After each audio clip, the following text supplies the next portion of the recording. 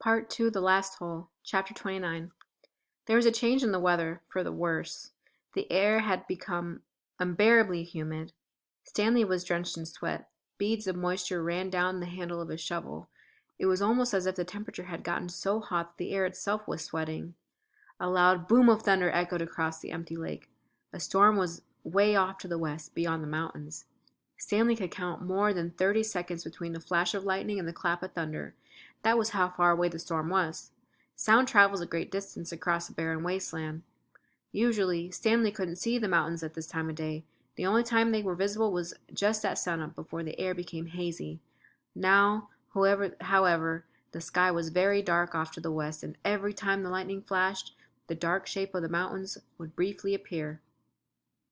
"Come on, rain!" shouted Armpit. "Blow this way!" "Maybe it'll rain so hard it will fill up the whole lake," said Squid. "We can go swimming." 40 days and 40 nights, said X-Ray. "Guess we better start building us an ark.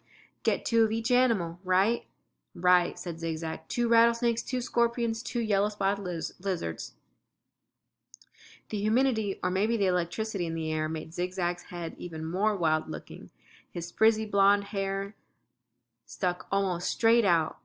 The horizon lit up with a huge web of lightning. In that split second, Stanley thought he saw an unusual rock formation on top of one of the mountain peaks. The peak looked to him exactly like a giant fist, with the thumb sticking straight up. Then it was gone, and Stanley wasn't sure whether he'd seen it or not. "I found refuge on God's thumb." That was what his great-grandfather had supposedly said after Kate Barlow had robbed him and left him stranded in the desert. No one ever knew what he meant by that. He was delirious when he said it. "But how could he live for 3 weeks without food or water?" Stanley had asked his father. "I don't know. I wasn't there," replied his father. "I wasn't born yet. My father wasn't born yet. My grandmother, your great-grandmother, was a nurse in the hospital where they treated him. He'd always talked about how she'd dab his forehead with a cool, wet cloth. He said that's why he fell in love with her. He thought she was an angel." "A real angel?" His father didn't know. "What about after he got better? Did he ever say what he meant by God's thumb, or how he survived?" "No, he just blamed his no-good pig-stealing father." The storm moved off farther west, along with any hope of rain, but the image of the fist and the thumb remained in Stanley's head, although, instead of lightning flashing behind the thumb, in Stanley's mind, the lightning was coming out of the thumb, as if it were the thumb of God. Chapter 30. The next day was Zigzag's birthday, or so he said. Zigzag lay in his cot as everyone headed outside. "I get to sleep in 'cause it's my birthday." Then, a little while later, he cut in the breakfast line, just in front of Squid. Squid told him to go to the end of the line. "Hey, it's my birthday," Zigzag said, staying where he was. "It's not your birthday," said Magnet, who was standing behind Squid. "Is too," said Zigzag. "July 8th. Stanley was behind Magnet. He didn't know what day of the week it was, let alone the date. It could have been July 8th, but how would Zigzag know? He tried to figure out how long he'd been at Camp Green Lake, if indeed it was July 8th. "I came here on May 24th, he said out loud, "so that means I've been here 46 days, said Zero. Stanley was still trying to remember how many days there were in May and June. He looked at Zero. He'd learned not to doubt him when it came to math. 46 days. It felt more like 1,000. He didn't dig a hole that first day, and he hadn't dug one yet today. That meant that he'd dug 44 holes. If it really was July 8th. "Can I have an extra carton of juice?" Zigzag asked Mr. Sir. "It's my birthday." To everyone's surprise, Mr. Sir gave it to him. Stanley dug his shovel into the dirt. Hole number 45. "The 45th hole is the hardest," he said to himself. But that really wasn't true, and he knew it. He was a lot stronger than when he first arrived. His body had adjusted somewhat to the heat and the harsh conditions. Mr. Sir was no longer depriving him of water. After having to get by on less water for a week or so, Stanley now felt like he had all the water he could want. Of course it helped that Zero dug some of his hole for him each day, but that wasn't as great as everyone thought it was. He always felt awkward while Zero was digging his hole, unsure of what to do with himself. Usually he stood around a while before sitting off by himself on the hard ground with the sun beating down on him. It was better than digging, but not a lot better. When the sun came up after a couple hours, Stanley looked for the thumb of God. The mountains were a little more than dark shadows on the horizon. He thought he could make out a spot where the top of one mountain seemed to jut upward, but it didn't seem very impressive. A short time later the mountains were no longer visible, hidden behind the glare of the sun, reflecting off the dirty air.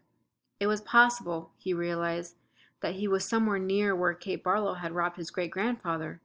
If that really were her lipstick tube he'd found, then she must have lived somewhere around here.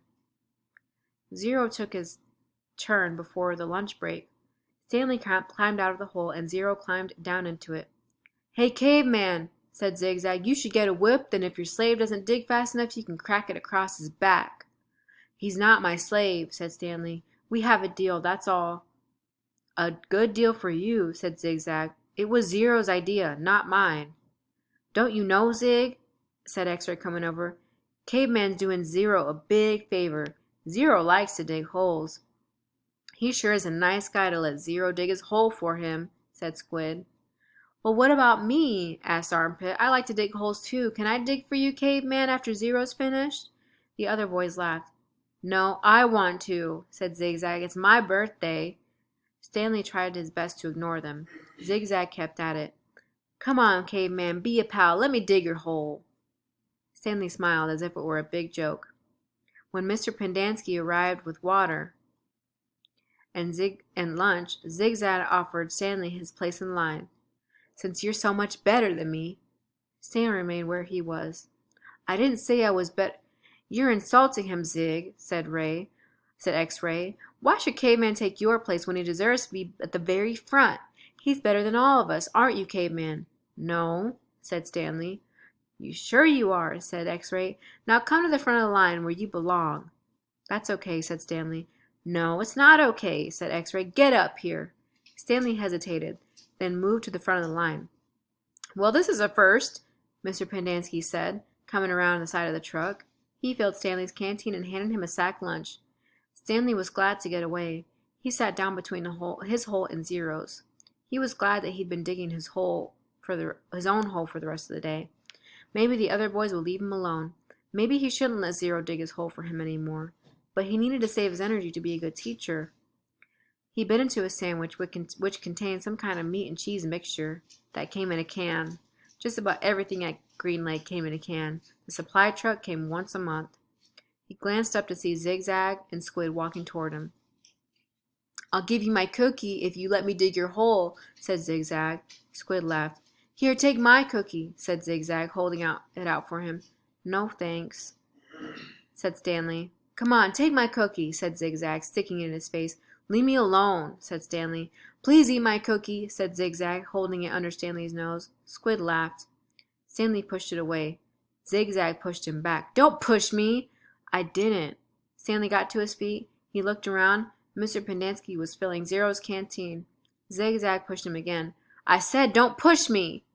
Stanley took a step backwards, carefully avoiding Zero's hole. Zigzag kept after him. He shoved Stanley and said, "Quit pushing." "Lay off," said Armpit, as he, Magnet, and X-Ray joined. Why should he?" snapped X-Ray. "Caveman's bigger. He can take care of himself." "I don't want any trouble," Stanley said. Zigzag pushed him hard. "Eat my cookie," he said. Stanley was glad to see Mr. Pendanski coming toward them, along with Zero. "Hi, Mom," said Armpit. "We're just fooling around." "I saw what was going on," Mr. Pendanski said. He turned to Stanley. "Go ahead, Stanley. Hit him back. You're bigger." Stanley stared at Mr. Pendanski in astonishment. "Teach the bully a lesson," said Mr. Pendanski. Zigzag hit Stanley on the shoulder with his open hand. "Teach me a lesson," he challenged. Stanley made a feeble attempt to punch Zigzag. Then he felt a flurry of fists against his head and neck. Zigzag had a hold of his collar with one hand and was hitting him with the other. The collar ripped and Stanley fell back onto the ground. "That's enough!" Mr. Pendanski yelled. It wasn't enough for Zigzag. He jumped on top of Stanley. "Stop it!" shouted Mr. Pendanski.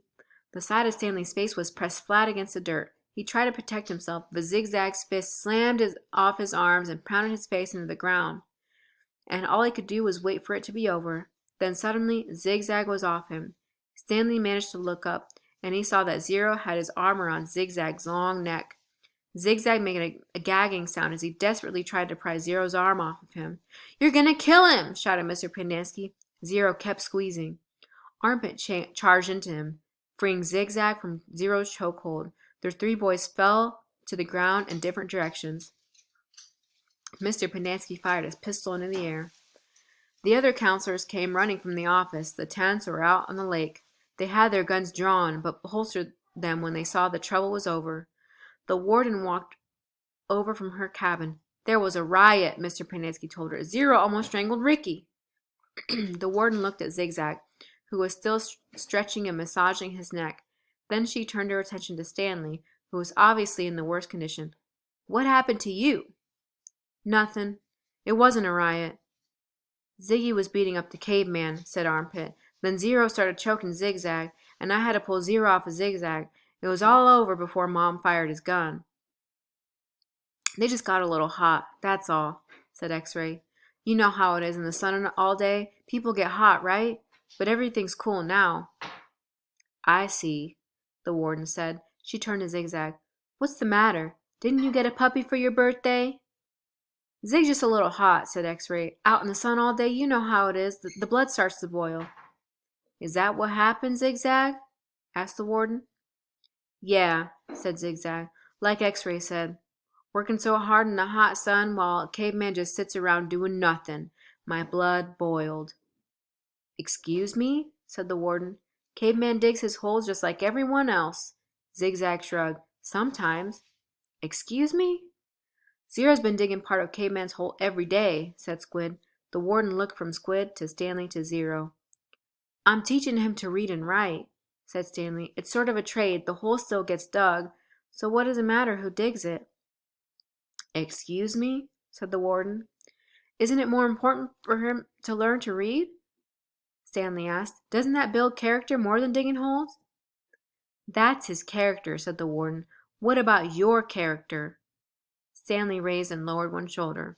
The warden turned to Zero. "Well, Zero, what have you learned so far?" Zero said nothing. "Have you just been digging Caveman's hole for nothing?" the warden asked him. "He likes to dig holes," said Mr. Pendanski. "Tell me what you learned yesterday," said the warden. "Surely you can remember that." Zero said nothing. Mr. Pendanski laughed. He picked up a shovel and said, "You might as well try to teach this shovel to read. It's got more brains than Zero." "The at sound," said Zero. "The at sound," repeated the warden. "Well then, tell me, what does C-A-T spell?" Zero glanced around uneasily. Stanley knew he knew the answer. Zero just didn't like answering questions. "Cat," Zero said. Mr. Pendanski clapped his hands. "Bravo! Bravo! The boy's a genius." "F-A-T?" asked the warden. Zero thought a moment. Stanley hadn't taught him the F sound yet. F. Zero whispered, "F-fat." "Fat." "How about hat?" "Oh, how about H-A-T?" asked the warden. Stanley hadn't taught him the H sound either. Zero concentrated hard and then said, "Chat." All the counselors laughed. "He's a genius, all right," said Mr. Pendanski. "He's so stupid, he doesn't even know he's stupid." Stanley didn't know why Mr. Pendanski seemed to have it in for Zero. If Mr. Pendanski only thought about it, he'd realize it was very logical for Zero to think that the letter H made the ch sound. "Okay, from now on, I don't want anyone digging anyone else's hole," said the warden, "and no more reading lessons." "I'm not digging another hole," said Zero. "Good," said the warden. She turned to Stanley. You know why you're digging holes? Because it's good for you. It teaches you a lesson. If Zero digs your hole for you, then you're not learning your lesson, are you?" "I guess not," Stanley mumbled. Although he knew they weren't digging just to learn a lesson. She was looking for something that belonged to Kissing Kate Barlow. "Why can't I dig my hole but still teach Zero how to read?" he asked. "What's wrong with that?" "I'll tell you what's wrong with that," the warden said. It leads to trouble. Zero almost killed Zigzag." "It causes him stress," said Mr. Pendanski. "I know you mean well, Stanley, but face it, Zero's too stupid to learn to read. That's what makes his blood boil, not the hot sun." I'm not digging another hole, said Zero.